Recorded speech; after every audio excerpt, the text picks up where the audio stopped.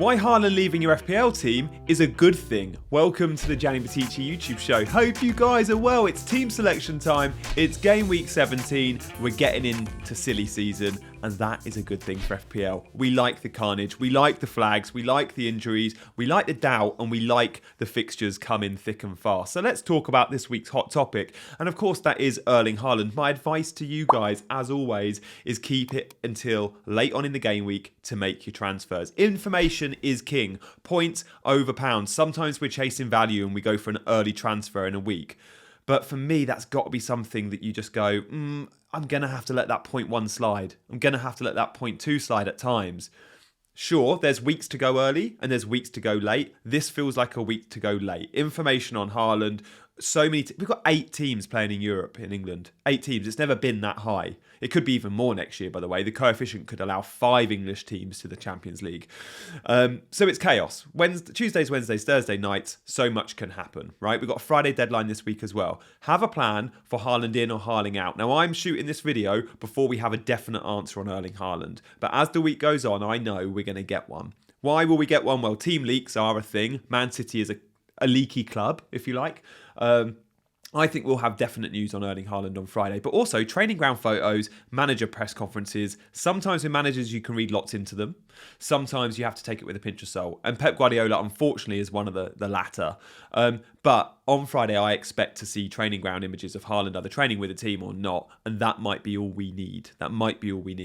I think Haaland leaving our FPL teams and not being available for Crystal Palace would be a good thing. And I'm hopeful of that happening. But I've got a strategy for that happening. And I've got a strategy for Haaland playing against Crystal Palace, and I'm going to run through both of those. And guys, I encourage you all to have that strategy. Let's go with the more likely scenario for me, and let's talk through what I think will happen based on no Erling Haaland this week. Now, this is what I'd like to be able to do to my team. So let's bring up my team and have a very quick look at how I got on last week. By the way, massively needing Salah and Son to prop up my FPL team. It was a nightmare having -1 Lascelles off the bench. It was a small green arrow though, and I can't complain with my overall rank going into the festive period. I'm fairly happy. How am I set for game week 17 moving forward? Well, the good news is because I took that 4-point hit for Pedro Porro, I now don't have to worry too much about defensive transfers. I can load all my transfers into the okie dokie with Erling Haaland, and this is how I'm going to do it. So we're going to start with game week 17. The plan for me would be Haaland to Solanke. There will be many that don't have Watkins, like myself, that might go Haaland straight to Watkins. Now, Watkins goes to Brentford, who are one of the top 5 defences in terms of XG conceded this season. Brentford at home, I think, are top 4. Very good defensively. I don't expect Watkins to get a huge amount of change from that Brentford back line. It is worth noting, with no Douglas Luiz, Watkins could be on pens, but this is one game here. So that's how I feel about Watkins. How I feel about Solanke is I look at the next 3 game weeks and I've got a chance of a double digit. Maybe even a double digit in 2 of the 3. They're good fixtures. Luton at home for Bournemouth is as good as it gets. When we rank the worst away performing teams, Luton top of the charts or bottom of the charts, however you want to see it, you want to face Luton. It's one of the best fixtures Bournemouth will face. Luton and Sheffield United are the 2 best fixtures they could wish for at the moment. Maybe even not Sheffield United with a new manager bounce. So I'm saying Solanke's got a good chance of a haul. And against United at Old Trafford, he came away with 7 points. He hit the woodwork. He missed big chances. It could have been so much more. I'm going Solanke for a big score in the next couple of weeks, which is why I want to effectively waste another transfer by going to Solanke now and not going to Watkins now. In game week 18, I would be looking to bring, of course, Ollie Watkins into my team because he's got Sheffield United at home. I think Ollie Watkins will be one of the most captain players, one of the top 2 most captain players that game week. Salah plays Arsenal, so we're not going to go to a Saka or a Salah, I don't think. Son is a good fixture, reasonably good fixture. He's got Everton at home. Watkins has got the best fixture. Sheffield United at home. We're all going to want Watkins in. By waiting a week, I will be paying more money for him. But in 18, my plan is Mabama out, Watkins in. That gives me a front 3 of Darwin, of Solanke and Watkins. Now, one of them will be going in a couple of weeks, but I don't know which one, so I'm going to give them another week to think about it. Are you following? Game week 19, therefore, I roll the transfer. I pray that Darwin starts because it's a midweek fixture against Burnley, and we always question Darwin starts. It's been a terrible buy, I know. But by game week 20, it's then time to go. Haaland's hopefully fit. He's back in the team. He needs to be back in my team because, again, the fixture is there for him. I went without Haaland in 19 where he had Everton away, but I need Haaland back in game week 20 because he's got Sheffield United at home. So that's a very loose plan. Now, to get Haaland back in, I'm going to need money out of Salah or money out of Son. Well, they're both about to go off to their Asia or African Cup of Nations. They're both going to go to international tournaments. Son has Bournemouth at home. I won him that week. I'd probably get the money out of Salah. It means losing Salah for Newcastle at home. I'm fine with that. Then both go to the AFCON for a few weeks, so you're selling anyway. The week after would be the week I'd guess I'd be shipping Sonny out. That's the loose plan. Now you'll be looking at me going, Gianni, plans never stick. Of course you're going to have suspensions, injuries, flavour of the month, you need to jump on. Maybe so. And if I need that, that's where taking a 4-point hit comes in. The plan won't be able to deviate too much because the plan will need to include getting Haaland back in, and that is the big risk, right? So I'm there for it.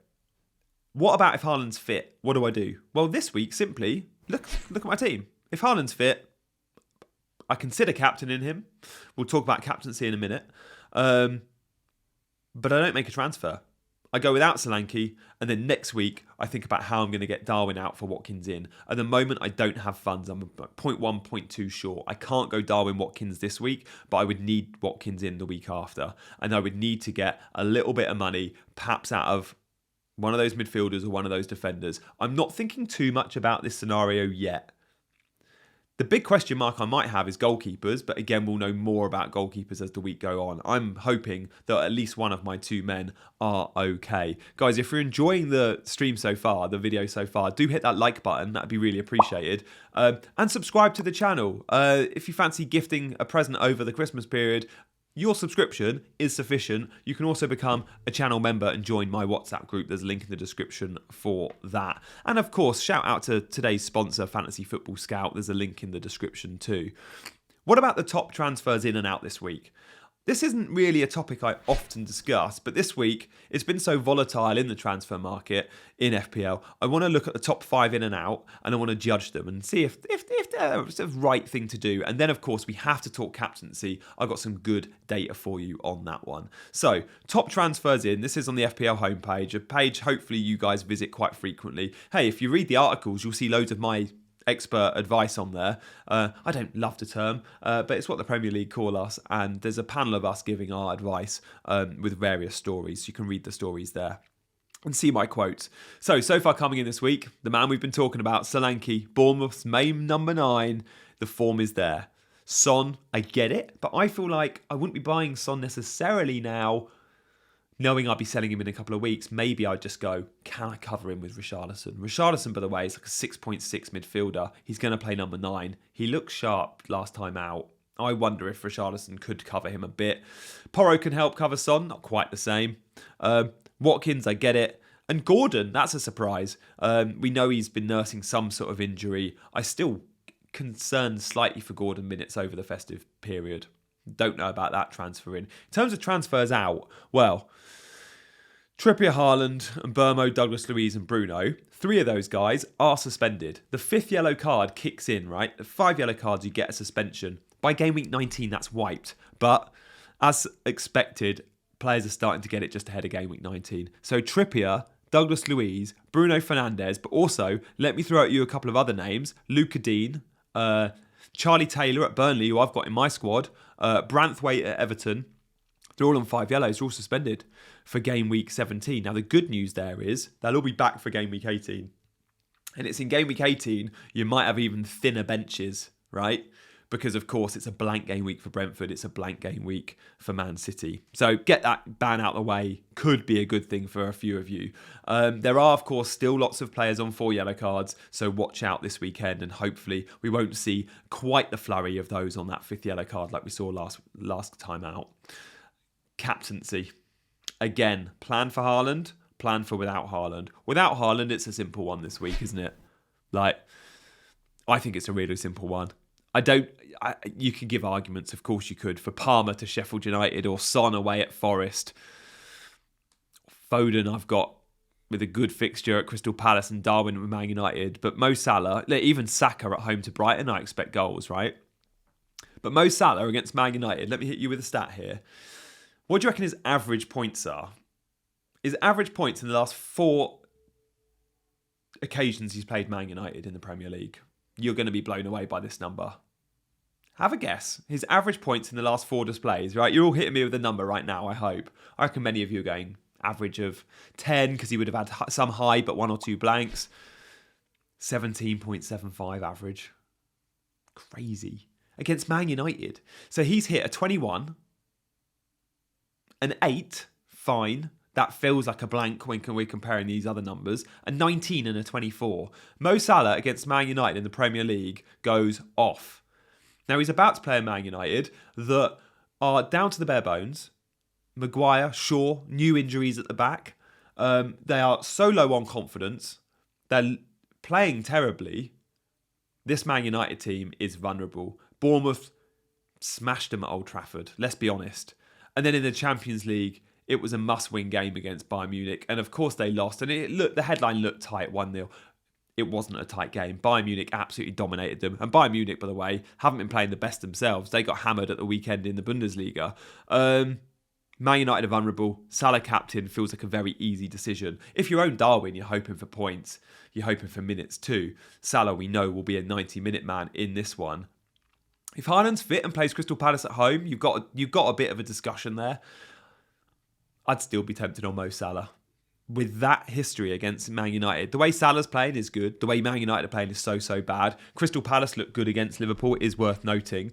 But on the road, of course, Haaland at home to Palace is a really nice fixture too. I still think I might be going Salah. But again, this is very dependent on Haaland, will he, won't he? Let us know in the comments what you think and where you'll be going with the armband on either of those two things. But for me, Mo Salah captain feels like an easy one. There will be times in the next few weeks we talk about captaincy and it's a hot topic and it's X or Y. And I look forward to that.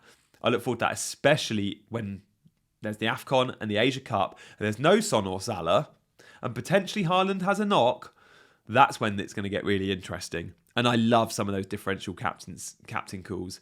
And that is when FPL becomes, for me, really, really fun. Guys, thank you for hitting that like button. I know loads of you have, and I know there'll be others out there that go, Gianni, please stop asking for likes. It just makes a difference to the algorithm, guys. And as a new channel, I'd like to be seen by more and more people. And some of you have watched my content for like 4 or 5 years on Fantasy Football Scout, for example, or you've watched the FPL show.